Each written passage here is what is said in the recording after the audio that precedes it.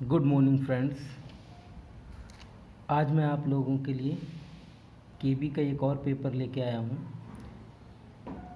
इसमें मैं आपको बताऊँगा कि इसके पैटर्न तो आप लोगों को पता ही है, बट मैं फिर भी इसको एक पैटर्न जो इसमें दिया है, देखिए क्या है। ये कुछ इस तरह से होता है। इस परीक्षा पुस्तक के दो भाग हैं, फर्स्ट और सेकंड, जिसमें बहुविकल्पीय प्रश्न के 150 प्रश्न है, प्रत्येक 1 अंक का है। हिंदी और इंग्लिश दोनों में दिया हुआ है। आसानी के लिए आप पढ़ सकते हैं, स्क्रीन पे दोनों दिखाई दे रहे हैं कि इसमें 150 मल्टीपल चॉइस क्वेश्चंस होंगे और हर एक का 1 मार्क्स होगा। तो इसमें दो भाग कौन कौन से? पहले भाग में एक तो सामान्य अंग्रेजी और दूसरा भाग है सामान्य हिंदी। इसमें क्या होगा कि हर टॉपिक से 10-10 क्वेश्चंस आएंगे, जैसे सामान्य हिंदी से 10 क्वेश्चन और सामान्य अंग्रेजी से 10 क्वेश्चन। ठीक है, तो ये हमारा फर्स्ट भाग हो गया। नाउ अब हमारा क्या होगा, जो सेकंड भाग होगा उसमें क्या है कि सामान्य ज्ञान एवं समसामयिक घटनाएं, यानी कि कह सकते हो general knowledge and current affairs. Hindi में नहीं समझ में आए, इंग्लिश में देख ली, इससे ज़्यादा समझ में आ रहा है। जनरल नॉलेज की क्वेश्चंस और करंट अफेयर के, जिसके क्या होंगे 21 to 30, यानी कि 10 क्वेश्चंस ही होंगे। फिर हमारी क्या होगी, रीजनिंग होगी। ठीक है, रीजनिंग के हमारे 10 क्वेश्चन हैं, 31 to 40। कंप्यूटर लिटरेसी, इसमें बेसिक कंप्यूटर की नॉलेज के क्वेश्चंस पूछे जाते हैं। ठीक है, तो 10 क्वेश्चंस ही हो गए। पेडालॉजी, इसमें क्या होता है, शिक्षा शास्त्र, इसके क्वेश्चंस ज़्यादा होते हैं, वो लगभग 20 क्वेश्चंस हैं। ठीक है, अब हमारा फिफ्थ जो पार्ट 2 में है वो है तक कंप्यूटर साइंस। उसके क्वेश्चंस होंगे हमारे 71 से 150 तक। तो चलिए मैं इन सब क्वेश्चनों को आपको ये तो मैंने आपको पैटर्न बता दिया कि इस तरीके से पेपर आएगा। अब मैं इस पैटर्न को पूरा आपको दिखाता हूँ कि क्वेश्चन किस लेवल के और कैसे कैसे आते हैं। तो प्लीज़ ध्यान से देखिएगा सभी लोग, इसकी काफ़ी हेल्प मिलेगी आपको पेपर में तैयारी करने के लिए इसको देखने के बाद। और आप आराम से वीडियो को रोक के स्क्रीनशॉट लेके देख सकते हैं। तो चलिए हम स्टार्ट करते हैं। इसका पहला भाग कौन सा, सामान्य अंग्रेजी। तो देखिए पहला भाग क्या है, तो देखिए फर्स्ट पार्ट में क्या है, सामान्य अंग्रेजी। इसमें आपके क्वेश्चंस देखिए किस तरीके से आते हैं। तो पहला क्वेश्चन है, choose the description that the best capture that the meaning of the word incorrigible. तो आपको इसमें से क्या है, fourth multiple choice question answer है, तो आपको इसमें से चॉइस करके जो करेक्ट है उसे आपको सिलेक्ट करना है। तो पैटर्न देख लीजिए, क्वेश्चंस का लेवल देख लीजिए और इसी के अकॉर्डिंग आप अपनी प्रिपरेशन कीजिए। ठीक है, choose the word and phrase से क्वेश्चंस आता है, यानी कि वर्ड फ्रेज आते हैं। ठीक है, टॉपिक देख लीजिए क्या क्या आते हैं। थर्ड क्वेश्चन से improve the underline phrase in the following sentence. ठीक है, इसका सही फ्रेज क्या है, जैसे next Saturday latest by the, तो इसमें क्या अप्रोप्रिएट वर्ड होगा इसके लिए। ये जो सेंटेंस लिखा है, applications for this position should be filled by next Saturday latest, तो इसमें कौन सा अप्रोप्रिएट वर्ड होगा जो इस सेंटेंस को करेक्ट करेगा एक फ्रेज के रूप में। ठीक है, तो फ्रेजल आते हैं, फ्रेज। तो अब हमारा फोर्थ क्वेश्चन क्या है, choose the one meaning which best expresses the idioms. तो इसमें इसका बेस्ट एक्सप्रेशंस क्या है, यानी इसका जो मीनिंग है तो उसमें से कौन सा बेस्ट होगा, तो यानी फ्रेज आता है। ठीक है, टॉपिक देखिए, improve the underline the phrasal in the following sentence with the help of given options. इसमें से कौन सा चूज होगा, Raju seems to be living at some remove from reality, तो यहाँ पे क्या आना चाहिए, कौन सा बेस्ट होगा। ये 10 क्वेश्चंस होते हैं। Identify the part of following sentence that has में हैव एन एरर, किस पार्ट में एरर है वो फाइंड आउट करना है। तो एक तो फाइंड आउट से हो गया, अपोजिट्स क्या है इसका। ठीक है, एक अपोजिट आएगा। 8th क्वेश्चन क्या है, complete the following sentence by using the correct form of the verb. Correct form कौन सी आएगी इसमें, ठीक है।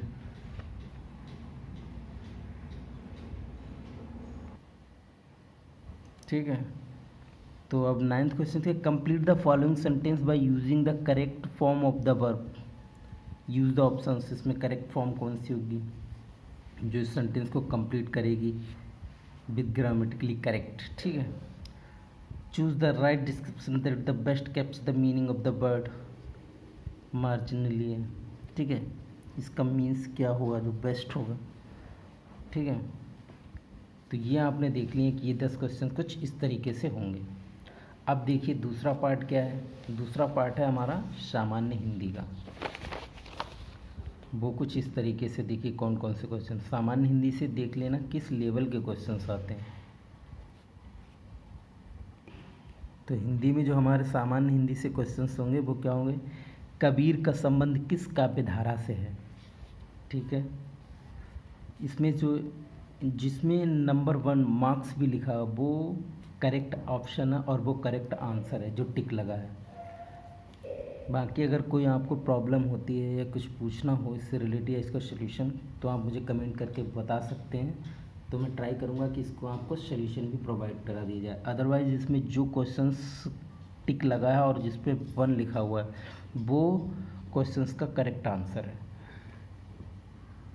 देखिए दूसरा क्वेश्चन क्या है उसका, हिंदी का अनेकार्थक शब्द के रूप में गुरु का कौन सा अर्थ अनुपयुक्त है, ठीक है।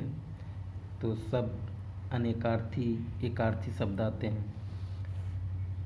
टॉस युवा भारतीय टीम ने जीता और बल्लेबाजी प्रारंभ की, तो इसमें क्या बताना है कि विकल्प में सही प्रदर्शित किया गया। उपयुक्त वाक्य के उद्देश्य को किस विकल्प से सही प्रदर्शित किया गया है, ठीक है।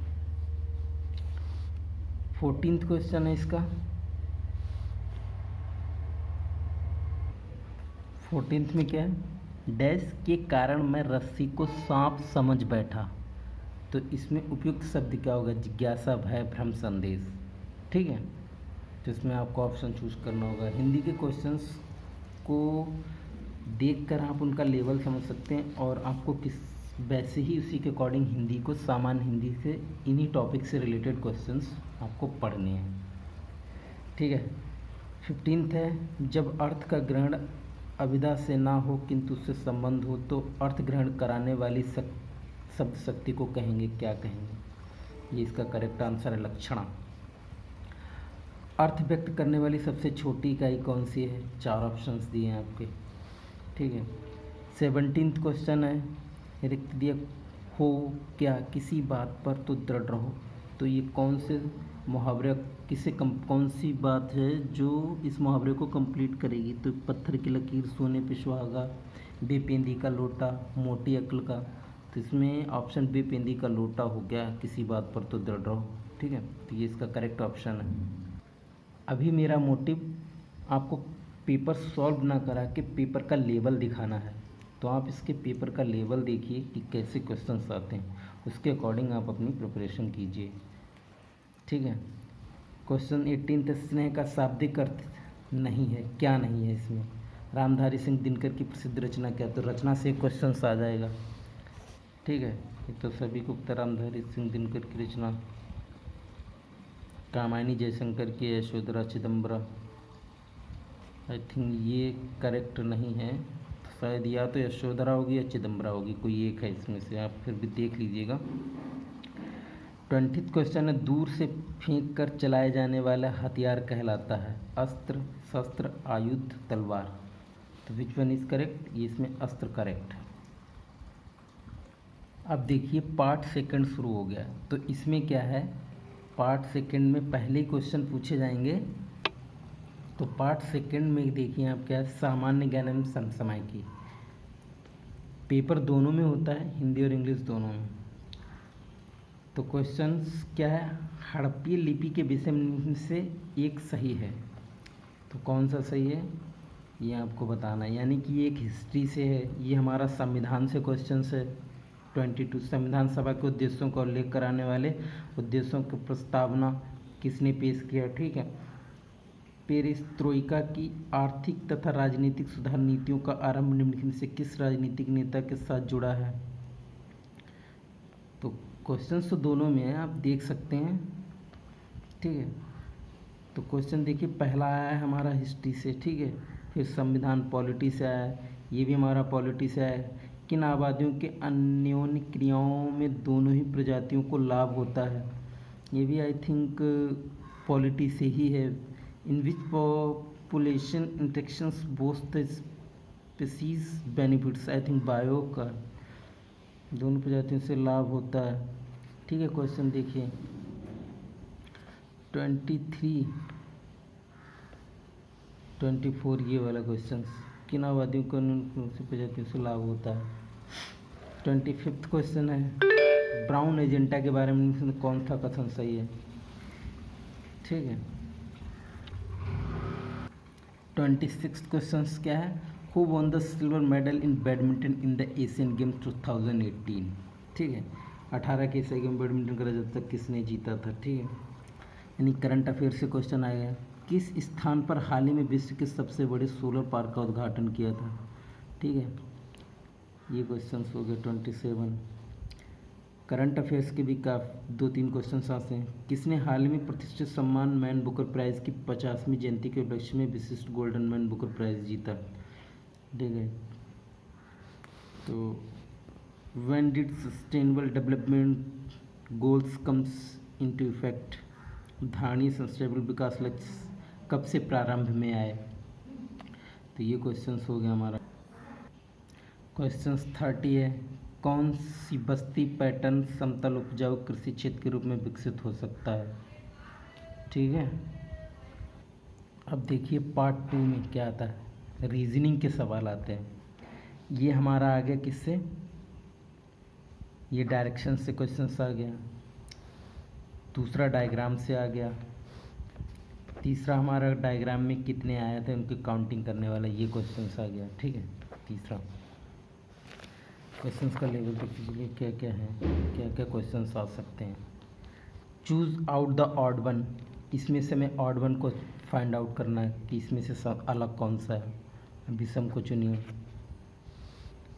सही विकल्प को चुनिए जो सीरीज से क्वेश्चंस आया हुआ है। ये हमारे ब्लड रिलेशन से आया हुआ है, ठीक है, रिलेशन से क्वेश्चंस आते हैं। नेक्स्ट क्वेश्चन क्या है रीजनिंग के, ये हमारा आ गया काउंटिंग नंबर फाइंड आउट करना कि किस नंबर पे किस पोजीशन पे है। बच्चों की पंक्ति में दाएं बाएं जो भी है, बाएं से 9वें स्थान पर तथा आशु दाएं से 13वें स्थान पर अपना स्थान बदल लेते हैं, तो किसकी क्या पोजीशन ये पूछते हैं क्वेश्चन। काफ़ी सिंपल होता है, बस एक दिमाग से काम करना होता है। इसमें हमारा कोडिंग डिकोडिंग वाला आ गया, इसको अगर हमने इस कोड में रूप में लिखा तो इसको किस कोड में लिखेंगे। सेम दूसरा भी आ गया, एक पैटर्न बन रहा है, इसी पैटर्न से जे लिखा गया भाई सेम पैटर्न से ये लिखा जाएगा। ठीक है, जिस पैटर्न से ये बन रहा है उस पैटर्न से ये भी बनेगा, तो उसी पैटर्न पे इसको भी लिखना है। किसी तक 5 में 30 प्रकार बैठे हैं तो इसमें से उनकी पोजीशन फाइंड आउट करनी है। ठीक है, ये 40 क्वेश्चन ये हो गए। अब हमारा आ जाता है कंप्यूटर, जिसमें हमारे 20 क्वेश्चंस पूछे गए हैं इसमें भी। तो इसमें नॉर्मल बेसिक्स क्वेश्चंस ही होते हैं। जैसे उन्होंने पूछा है हिटिंग की and dash will open A dialogues box for searching a word in PDF।